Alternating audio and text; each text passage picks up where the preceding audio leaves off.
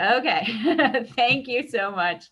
Okay. All right, well, welcome everybody. I'm excited to introduce our featured speaker today. Harry Compton is an environmental science professor at Brookdale, who many of you know. He began his studies at Camden County Community College before transferring to Stockton State College, where he received a degree in biology with a minor in physics.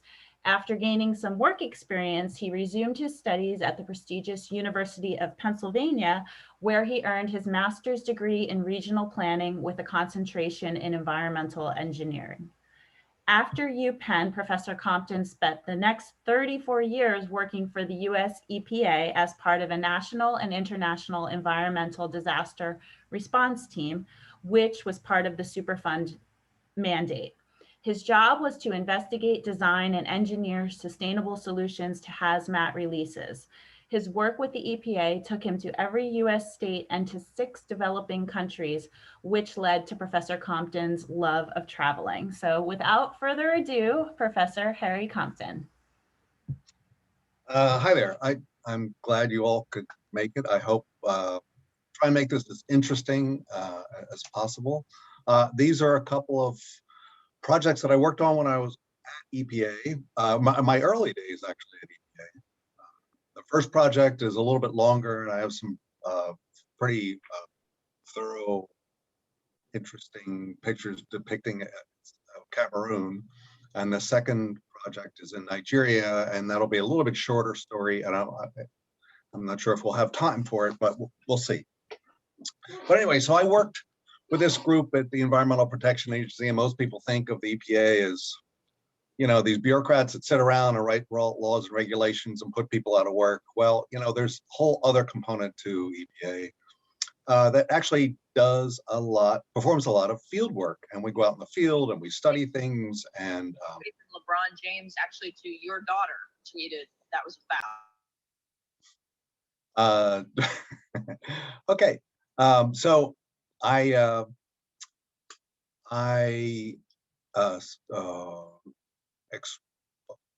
spent a fair amount of time at EPA. When I first started, I was pretty much a newbie right out of graduate school. I thought I knew everything, but then once I got there, I realized I knew nothing about what I needed to do to be successful in the job, and that was to learn about the fate and effects of chemicals in the environment, because our group was a national response team that I worked for that studied fate and transport of chemical releases, either deliberate or accidental, in the environment, and then how to treat that, you know, how to fix it, how to mitigate it, how to remediate it, that kind of thing.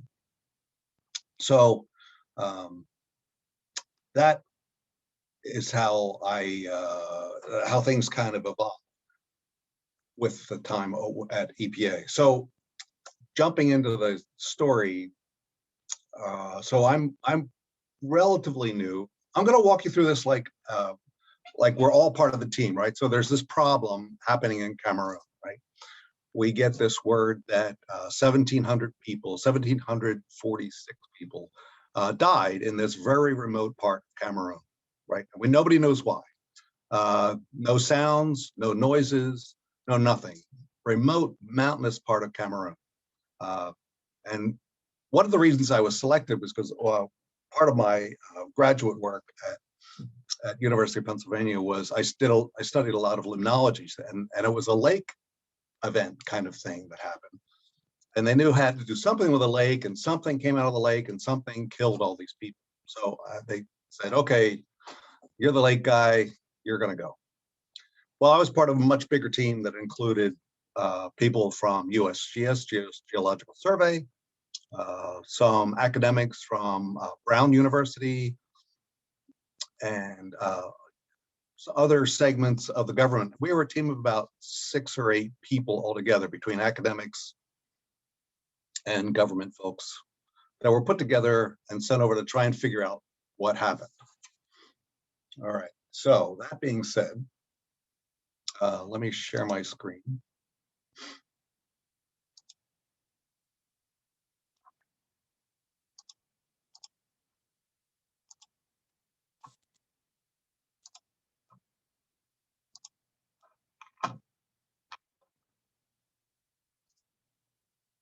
All right, so Lake Nyos.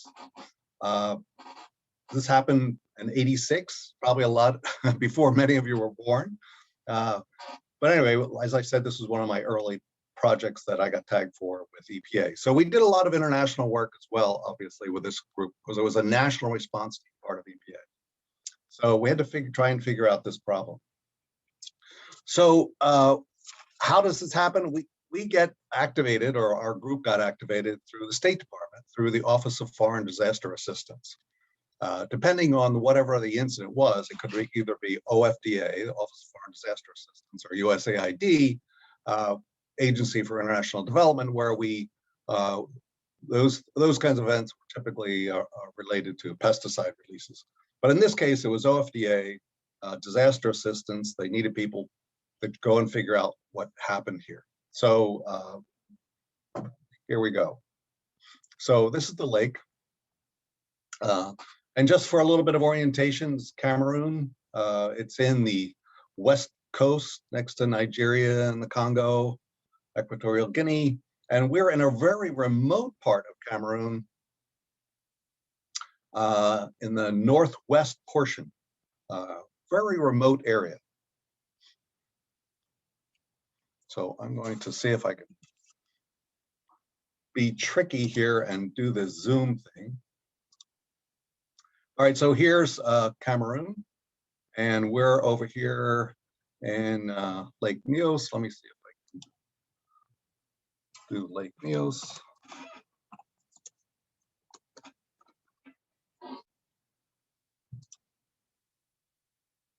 Okay, here we go. All right, there we are.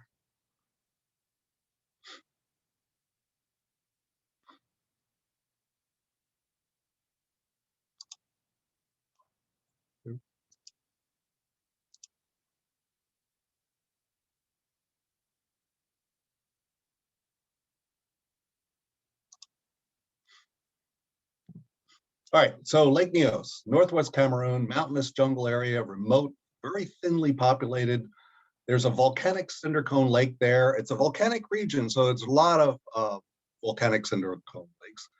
It's technically called a mar, from what I understand. I'm not a geologist, but that's what it is. So this is a huge lake. This is a gigantic lake at the top of a mountain, right? It's a half a mile wide, a half mile in diameter, about 500 feet deep. So this is a deep volcanic cinder cone lake. So this is an old volcano. It blew its top and it filled with water, right? So under normal conditions, it is this gorgeous, beautiful lake. It's potable water. There's no fish in the lake, but it's very, very clean. And after the gas release, we see that it's all brown and all discolored here. All right, so here we are. We're part of the, myself and another colleague from EPA, we're part of a team that we trying to put together equipment. You know, how much equipment do you bring to an area in a remote part of Cameroon where 1,700 people have died, right? So you want to carry as much protective equipment as possible. So we approached it like we were going to a regular site, EPA site or Superfund site here in the US, right? We want to have all the protective clothing. We had tons of equipment and like testing equipment, electronics. And back then, computers were these giant, just massive, like toaster oven kinds of things, all right? Then they were heavy as heck, and we brought that.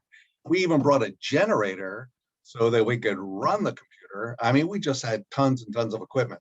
And if you're familiar with what a 48 quart cooler is, like an igloo cooler, right? A gigantic thing. We had 21 of those filled with equipment, right? 21 gigantic food coolers filled with equipment that we brought to Cameroon. We had it shipped there.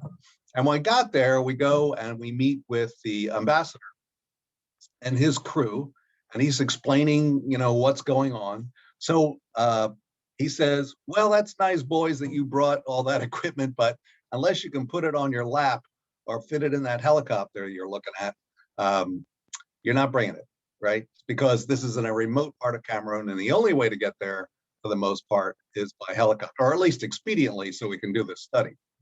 So 20-foot lockers or coolers ended up staying in Yaoundé, the capital, and we just brought, the bare minimum, right? What would you bring? What are you going to bring up there when you know you only can bring what you can carry in a backpack or one cooler of stuff? So we downsized quite a bit to pretty much underwear, socks, and a couple of pieces of equipment. So anyway, the Cameroonian Air Force flew us up to the northwest. So we started in Yaoundé, which is the capital. And then I just want to point out, I have a couple of pictures showing the landscape here, only because it is so stunningly beautiful in Cameroon. It is a gorgeous country. They get 450 inches of rain every year. They have a lot of fertile soils. Food is not an issue here. They have tons and tons of fertile soils. And as you can see, there's just lots of gorgeous rivers, lakes. These are rice paddies. So as we fly up, we're flying up to this northwest part of the country. Just unbelievably beautiful terrain. And you can also see how remote it is, by the way. Very few people here. And then as we get closer and closer to Nyos, we see signs of the event. By the way, at this point, we know there's information back knowing that that the gas that killed all these people is carbon dioxide. Every day, run-of-the-mill, garden variety carbon dioxide. The same thing that's in Perrier water, carbonated beverages, beer. Yes, just carbon dioxide.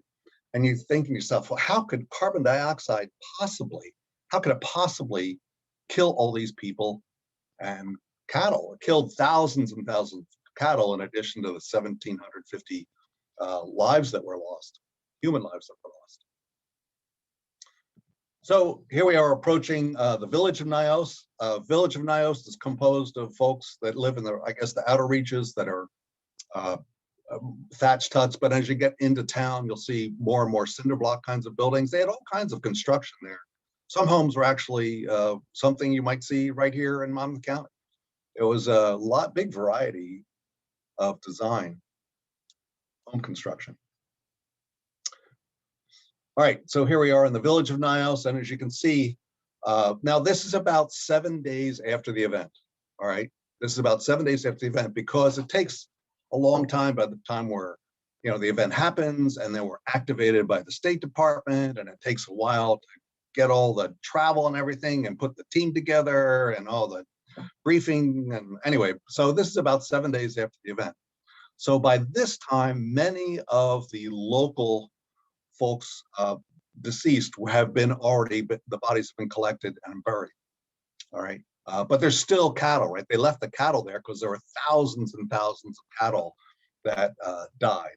So it was odorous, let's say, with rotting cattle.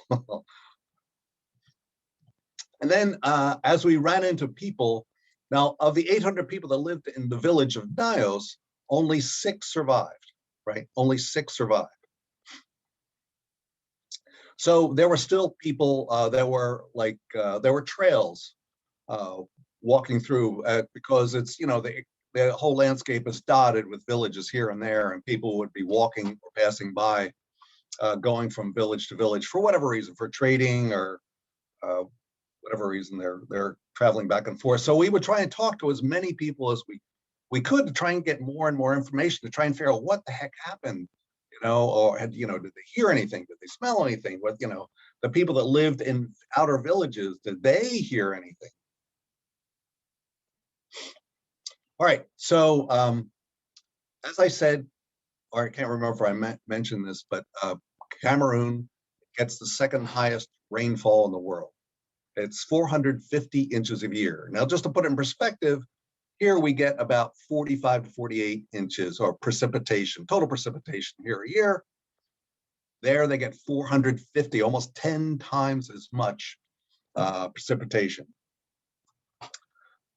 which adds, helps fertile soils. Okay, so over the hundreds of years, the lake filled up with water, or that cone filled up with water. And what we didn't realize at the time was there's a lot of carbonate rock there. So if you can imagine a lake that's filled with Perrier water, all right, just completely filled, but it's 500 feet deep.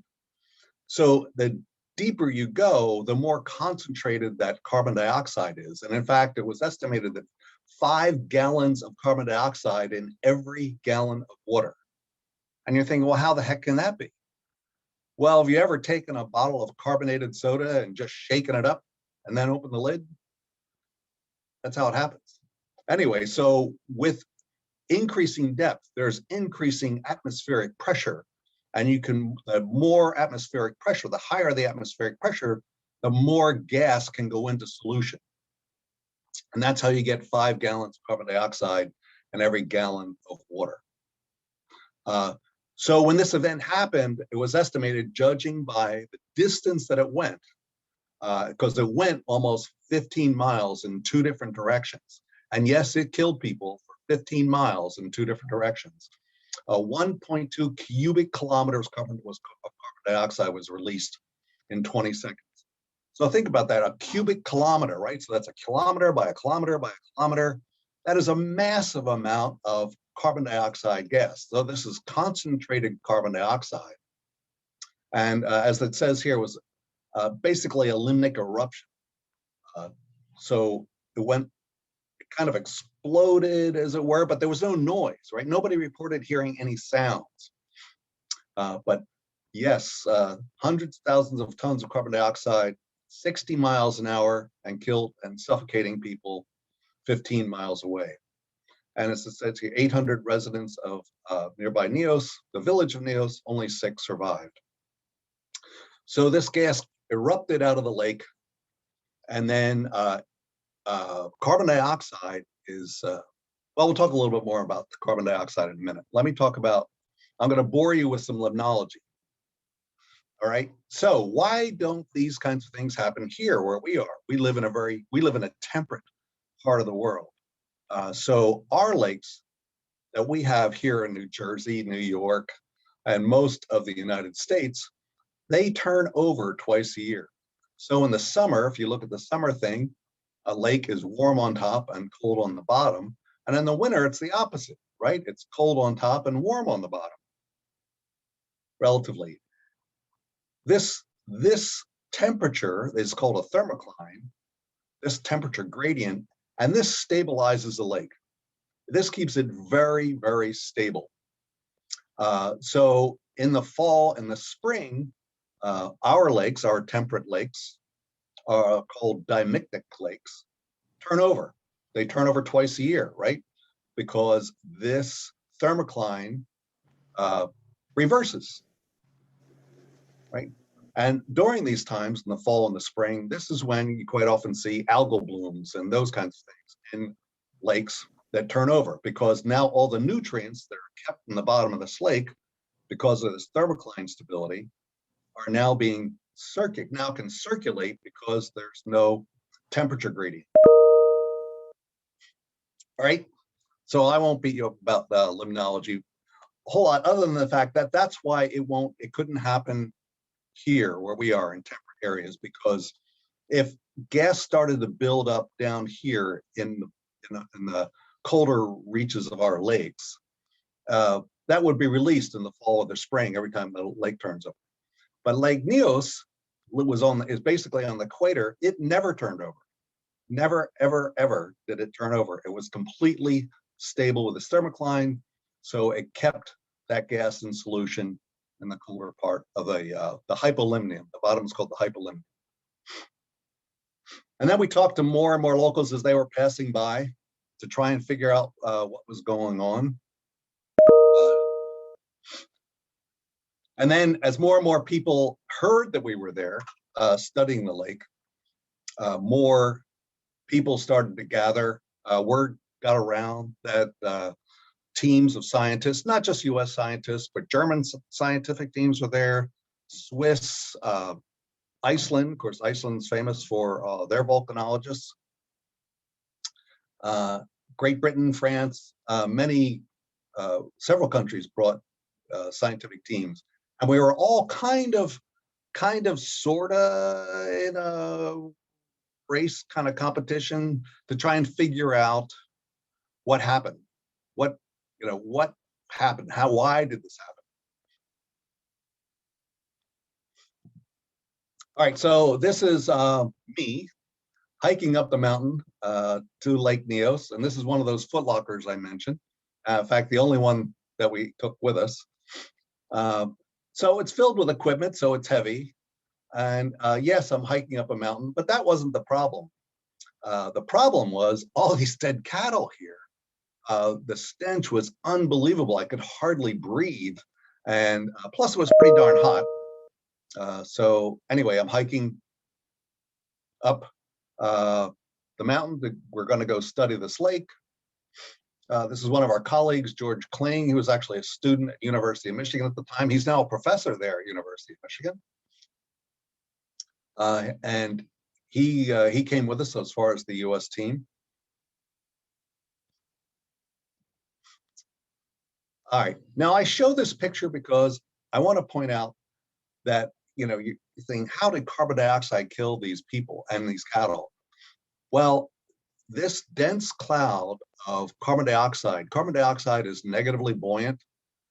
In other words, it's a sinker. It's odorless, so you can't smell it. You can't see it, you can't smell it. And it's negatively buoyant, so you don't even know you're being hit. So the point of this slide is that these cattle were killed instantaneously, right?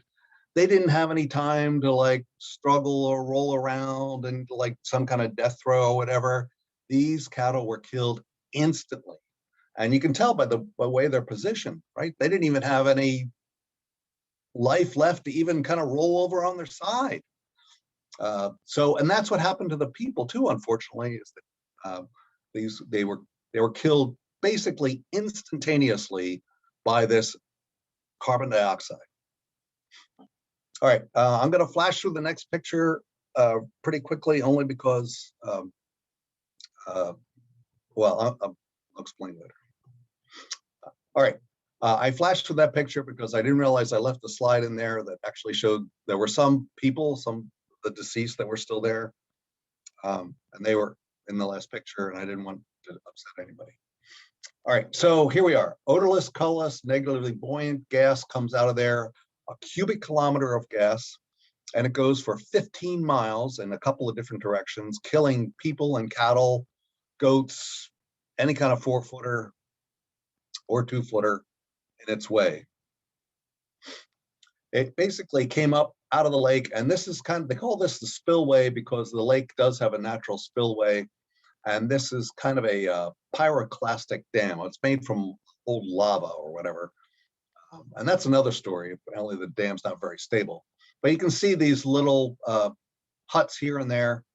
Anyway, so it went over the spillway and traveled. It's negatively buoyant, so it just traveled, the easy path of least resistance for many miles in a couple of different directions. This is my horrible picture of what happened. So basically we have carbonated water that's feeding the lake here, and there is an associated diatreme magma, but the question is, was it a volcanic event or was it a lake event? And that was the big argument between all these scientific teams from the different countries that were there. They couldn't determine, nobody could settle on or agree on whether or not this was a volcanic event. In other words, the carbon dioxide came from the volcano itself, or the carbon dioxide just came from a buildup over time of a carbonated groundwater in the lake. Just kind of like Perrier water, as it were, groundwater fueling the lake. So that was the big controversy between the scientific teams and trying to figure out how the carbon dioxide got in there. This is a little bit better picture showing all the different geologic things. I'm not a geologist. Let me just point that out. But anyway, so you can, there's all these fractures in the rock. So carbon dioxide could get in there for a number of different ways. All right, so here's a picture. We're almost on the lake. We're pumping up our Zodiac boats. This guy is Jack Lockwood. He was from USGS. He was kind of the lead scientist for the US team. He was the head. This other guy in the bucket hat over here, that's me. All right, so we're out on the lake. Thanks to the Cameroonian army here. And we're studying the lake. So what would you want to know? What kinds of things would you want to know out on the lake? So if this was my class, I'd be bugging people here, but I'm not going to do that. So you would want to know a couple of things. One is, since you want to determine whether or not, or just differentiate between whether or not it was a volcanic event versus a lake event, you want to see what the temperature is and whether or not there's any changes in the temperature. Is the temperature lake, because this lake had been studied in the past, was the lake any significantly warmer? Because if it was a volcanic event, these would be superheated gases, really hot gases that came out of the lake. And even though we were there days later, there would probably still be a noticeable uptick in the temperature of the lake. Now, even though all that carbon dioxide came out of the lake, we also took some water samples, and we used something called a Van Doren bottle. And it's basically a plastic cylinder that's open on both ends. If you can imagine, just like a Quaker Oats cylinder kind of thing, just plastic, and two little rubber cork things at the end that you can trigger at different depths. So we dropped the Van Doren bottle down to the bottom of the lake to collect the sample. We send the trigger down, it closes the mechanism. So you bring the Van Doren bottle back up, you're thinking you're going to be filled with water, and guess what? There was hardly any water left in the Van Doren bottle. And it's not because it was leaky. It's because the gas in there, there was still so much gas and dissolved in the lake water at the very bottom. There was still so much that when you pulled it up from 21 atmospheres to 20 atmospheres to 19 atmospheres, and as it came up through the lake, that gas expanded. And it just pushed those cork things open, and it pushed all the water out. And so anyway, we pulled up basically a bottle virtually filled with just carbon dioxide gas.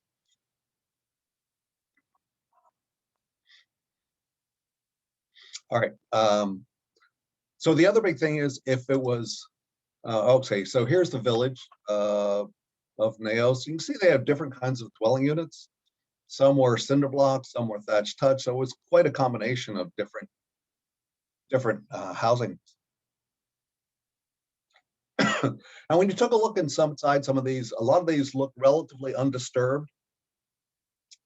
You take a peek in, you could tell they were in the middle of something, or like in the middle of cooking a meal or whatever, because things looked like people were about to sit down and eat dinner or something. Obviously I didn't anticipate anything coming from the lake that was going to come and kill them, that's for sure. Now, some of the homes had a lot of pretty ornate stuff in them, and one of them was this china cabinet. Now, interestingly enough, this china cabinet ended up being a very important piece of anecdotal information, differentiating between a volcanic event and a lake event. If this was a volcanic event, there would have been a lot more shaking, the ground would have shook, there would have been a lot more noise, there would have been a lot of disturbance, and more importantly, see all these stacked china cups here, all these delicately stacked plates and things, they're undisturbed, all undisturbed. And this, believe it or not, this piece of evidence, this anecdotal evidence, is what actually pushed towards, when actually the US team was the first to grab onto the theory that it being a lake event, started realizing that was probably the case, there was a lake event. And then the next thing was, what triggered the event? You know, what initiated the release of that carbon dioxide? Why now? Why now? Why at this point was all this gas released? And actually, to this day, they still really can't agree on that. It could have been a lot of rainfall, a lot of cold, dense water that fell and went to the bottom of the lake and just pushed that supersaturated carbon dioxide water up just a little bit. And once it pushed it up a little bit, it started expanding. And once it starts expanding and rising, it would just explode out of there. So that's one possibility, was cold, dense rainfall. The other was this, they think it could have been some an escarpment or some piece of landscape rocks or whatever, that a significant piece that fell into the lake, into the bottom of the lake, and pushed that supersaturated water up just a little bit. So anyway, so nobody is why it happened. All right, so and then so that the lake still has a lot of gas in it, right? And it's still a pretty big lake. And so a concern by one of the geologists was that the dam that's made out of this pyroclastic debris, this stuff, is not very stable, and had a lot of leaks and things around it. And they were afraid that this dam was going to give away in the next 10, 15 years, or whatever. They were afraid. And if the dam gave way, then all that lake water would be released. And once again, gas would be released and kill more people. So this is a big concern about what to do about this lake. I mean, do you deliberately lower the lake, make sure that not enough, not so much gas can build up into it? So there were a lot of different ideas thrown out there on how they might be able to remove the gas from the lake and still letting the locals be able to use it, as it were, for a source of water and other things. So what could be done to mitigate the future disaster? Because this gas is still going to build up and right there, right? So they still have these carbonated springs or Perrier water springs that are still fueling this lake, and it's just going to build up again over time. And it's only a matter of time before it's going to release gas again. So how do we get the gas out of the lake?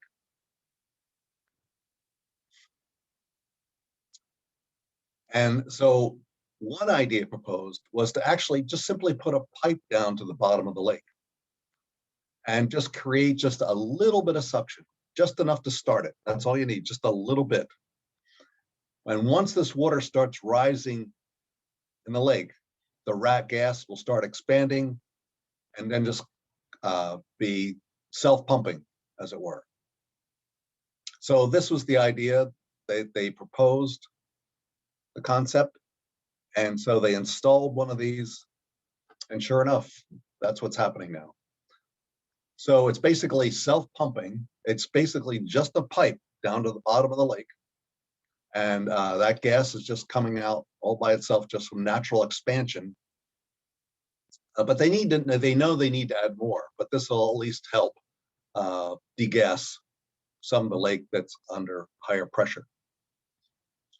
So the Cameroonian government was very grateful for a lot of the work that we did there. But they said, hey, if you guys don't mind,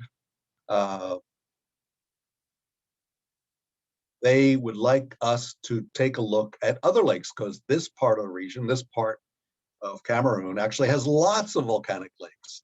So how do we know this isn't happening in other parts of, or the other region of Cameroon? So that's what we did. We hung around for another week or so and looked at different lakes. Sometimes we went by helicopter to these various lakes. Sometimes we went by Toyota Land Cruiser, depending on how far away it was. And this was exactly what it was like. The truck would get stuck constantly because the roads were all mud. Of course, they don't pave roads. And some of these lakes were really, really remote. So quite often it'll be a long hike to these other lakes to try and see whether or not, to study them, see whether or not they had any carbon dioxide buildup or any other gases for that matter. And then more often than not, when we go to these different regions, the different lakes around the region, all these people would show up and say, what do you guys, why are you here? Anyway, so it was always enjoyable to talk to the local folks. And by the way, Cameroon, they are both Francophone and Anglophone.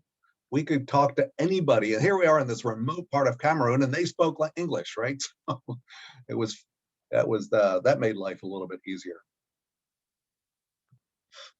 And then several of us, myself and some colleagues, brought some treats for children. We bought like lollipops and little treats, whatever, and the children were thrilled.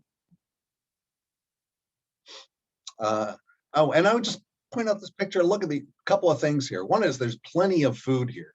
They have, Cameroon is not, there's no food shortage in this part of the world. Number one, they have a relatively low population and they have lots of fertile soil so they can grow all kinds of food. The other thing I want to point out, look at this house over here on the right. This house could be anywhere, right? This could be in New Jersey or wherever. I mean, so the diversity of different kinds of homes, dwellings in this part of the world is really interesting. All right, so here we are. We're looking at all these different lakes now. We're going by helicopter or by truck.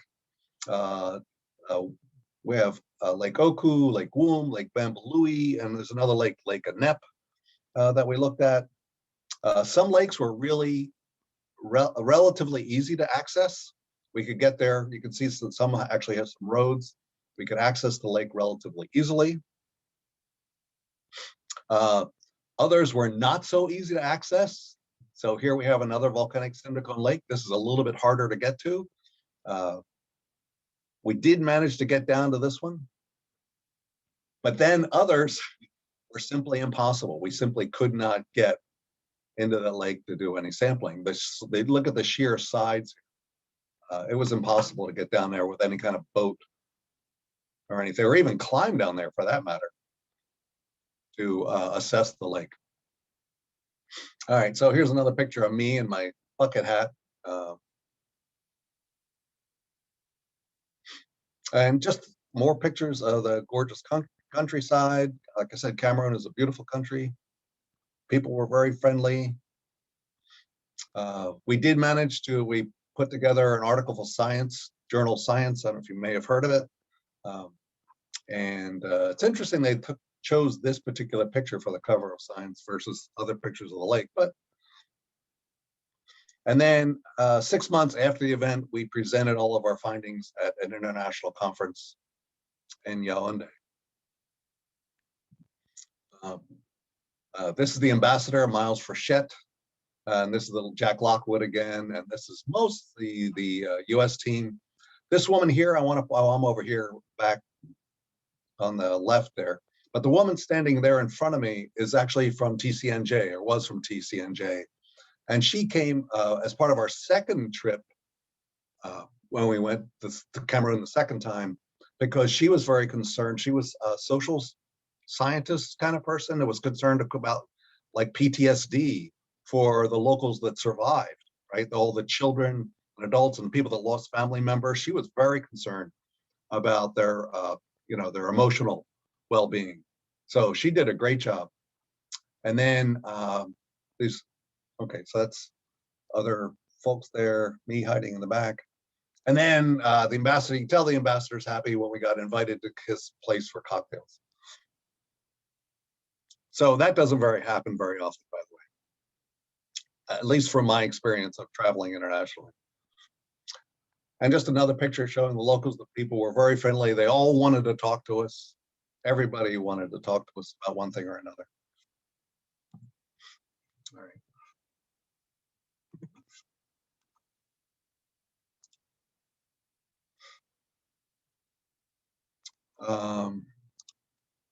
All right. So any questions about Cameroon? I have a question. How many of the other lakes had the same problems? Oh, I didn't. Yeah, none actually. Absolutely none of them. It was just unique to Lake Nyos. Just completely unique to Lake Nyos. But anyway, it was a very interesting project for EPA. Now, that's not something we would typically go to because my expertise, as it were, was on chemical releases and mitigation of chemicals, not necessarily carbon dioxide. Right. Shall I talk quickly about Nigeria? Shall I jump into that? All right. All right. All right. So this is much shorter. I don't have a whole lot of pictures, but here, this is more of an environmental justice thing.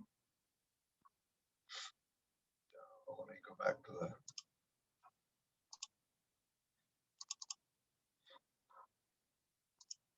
All right, so this is more up my alley for my expertise at EPA, right? So this was an environmental response in Nigeria. We were activated once again by Office of Foreign Disaster Assistance. Here, somebody had, an Italian businessman had dumped a whole bunch of drums in this very remote part of Nigeria, and then paid the local tribal chieftain something like $100 a month to store what he called pharmaceutical supplies. Well, it wasn't pharmaceutical supplies, it was hazardous waste, all kinds of drums of hazardous waste. So this happened at a time when a lot of African countries were really getting pissed off about Western countries dumping waste in poor countries in Africa. And a number of countries are doing this. And Nigeria is one of the more aggressive countries, and they promised a firing squad for those found guilty of dumping this waste in the town of Koko, which is where the dump site was. In fact, when we arrived in Nigeria, the head of their Nigerian equivalent of the EPA, the Minister of the Environment, was in jail. So, well, not that he had anything to do, was responsible for anything, but the Nigerian government was so pissed that a Western government, a Western power dumped these drums in Nigeria that they put their own, like the head of their EPA, in jail. Harry, do you want to share your screen? Oh, shoot. Oh. Yeah, because we didn't see anything. Oh no, I'm such a knucklehead.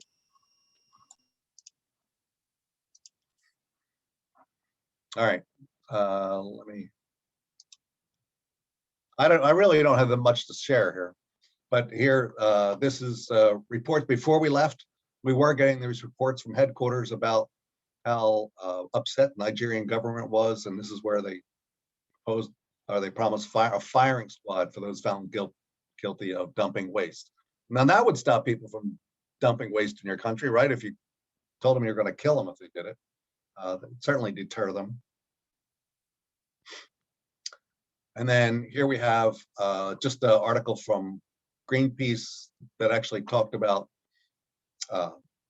all the different countries where hazardous waste was being dumped. So it's Gabon, Congo, Zimbabwe, South Africa, Nigeria, Liberia, Benin, Guinea, all these different countries were getting waste dumped there at that time. All right, so before we went here, this is the Italian businessman who dumped the waste into Nigeria. This guy dumped, well, they say almost 4,000 tons. I think it was more than that, actually, but that's what they have here. And then because Nigeria doesn't have, at that time, they didn't have a robust EPA, as it were, to look at the fate and effects of toxic chemicals. They asked for help from the US. So once again, through the State Department, Office of Foreign Disaster Assistance, they asked for us to go there. And these are the kinds of things they wanted us to do: determine the kind of waste that was dumped there, the toxicity of it, how to evacuate it, protective equipment, those kinds of things. So this is right up our alley. These are the kinds of things we do every day on the team that I work for, the emergency response team.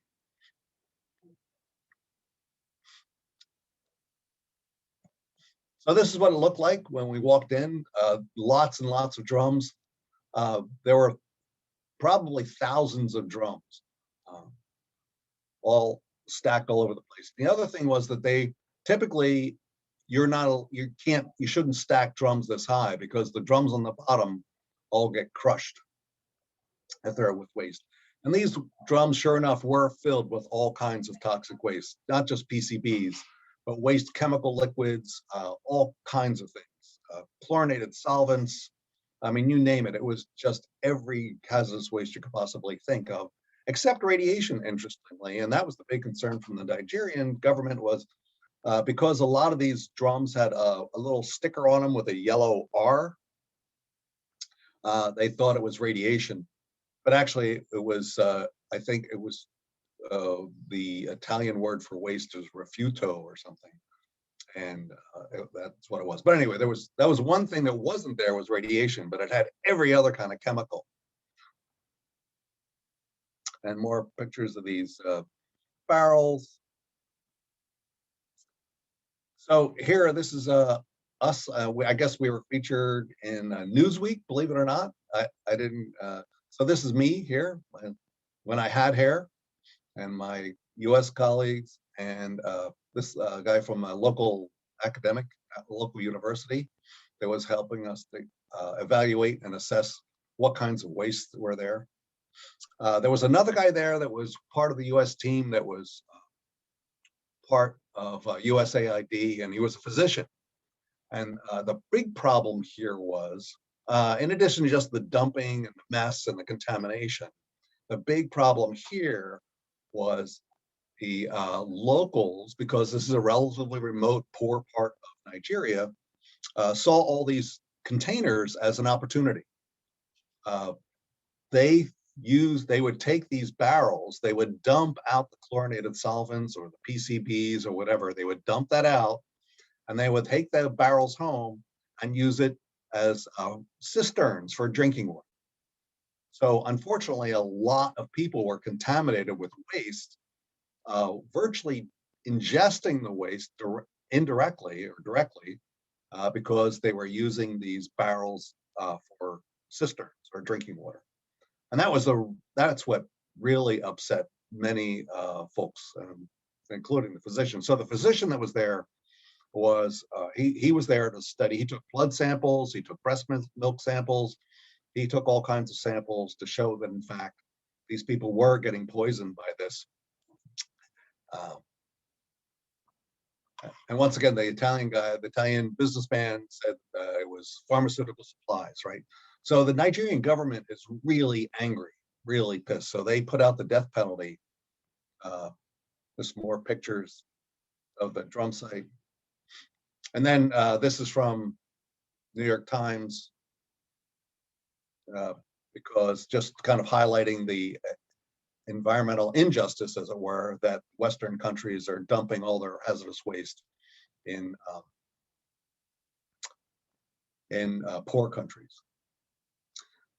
So at the end of the day, we wrote a report, at the end of the assessment, we wrote a report, and we gave it to the Nigerian government, and we told them how to segregate all the different kinds of waste. As I said, there's a multitude of different chemicals that were there. So you had to be careful what you could combine with what. So we told them how to segregate them, how to isolate them, how to neutralize them, how to treat them chemically, how to properly dispose of them, all these different chemicals. It was a very long report that we put together for the Nigerian government. And the Nigerian government said, thank you very much. And then, interestingly enough, they basically confiscated Italian freighter ships, took all the goods off, took all the waste that was in Port Coco and put it on the Italian freighter ships and sent it back to Italy. I thought that was perfect environmental justice. Yeah, don't mess with the Nigerian government. This is the U.S. team. That's me, and this is a part of the U.S. team. And this is the doctor I mentioned that worked with USAID. He was actually stationed in Lagos, Nigeria. And then this is just a report or a letter, a thank you note from the ambassador there, Princeton Lyman. He was really thrilled with our work there and says that we've done it again, the finest tradition of that office, extra superb leadership, outstanding team, expedited fashion. Anyway, so this is a very flowery letter that was very grateful. The ambassador was very grateful for the work that we did there. Anyway, so that is Nigeria.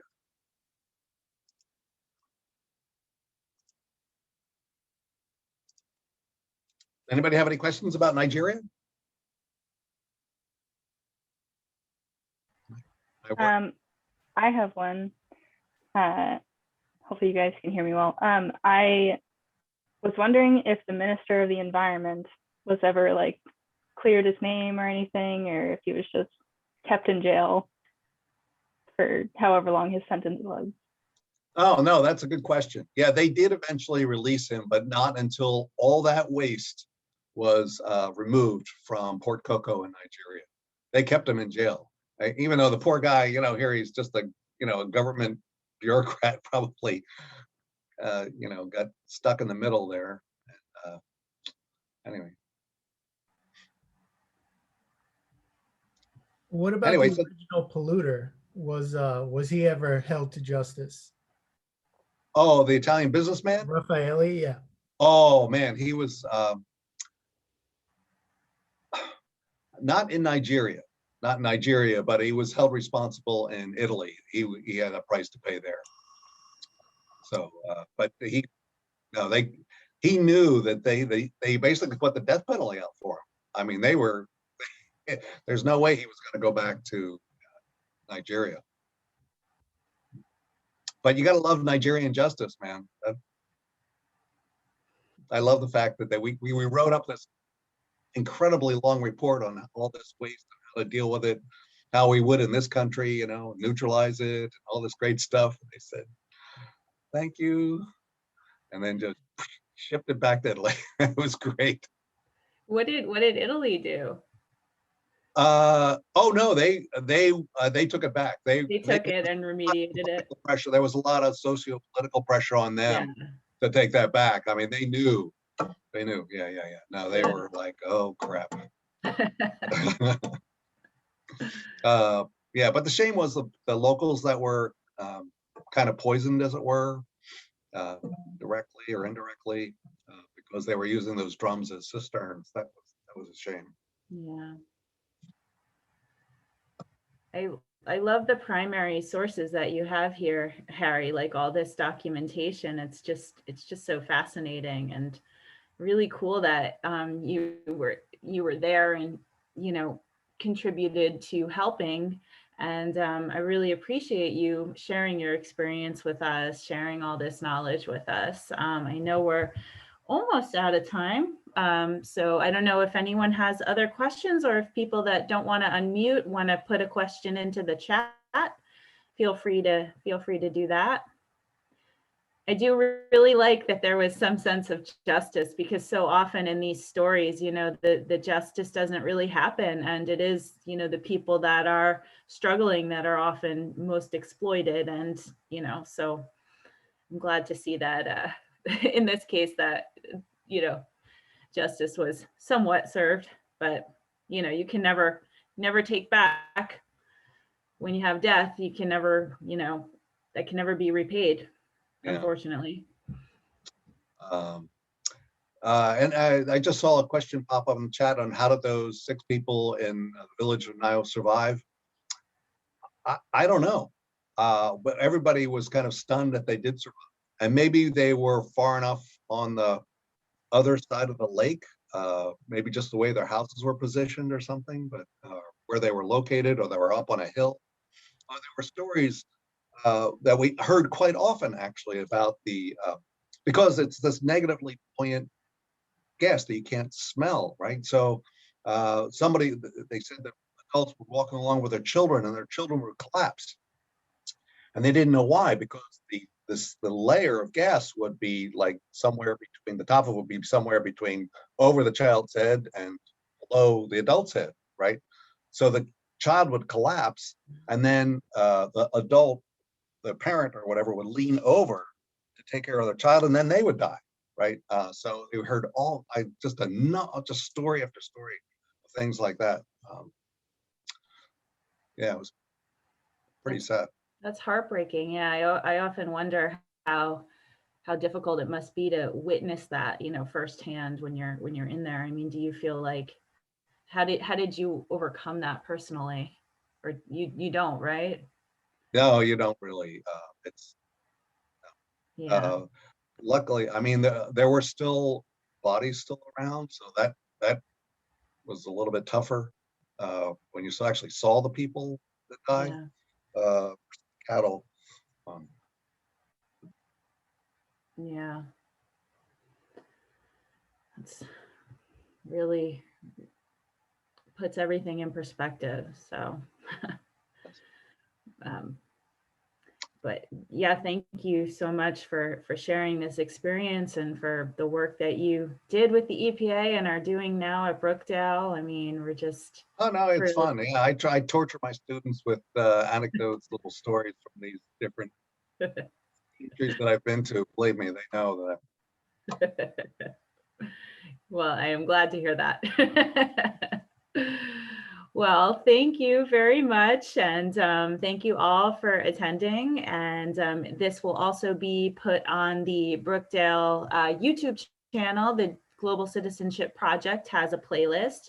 We do have other events coming up. So check out those events. We have a number of different, several different speakers, and then we have a global read where students will be talking about, there is a climate change anthology of fiction, and students, the global citizenship distinction students will be talking about a featured story. So that should be really interesting.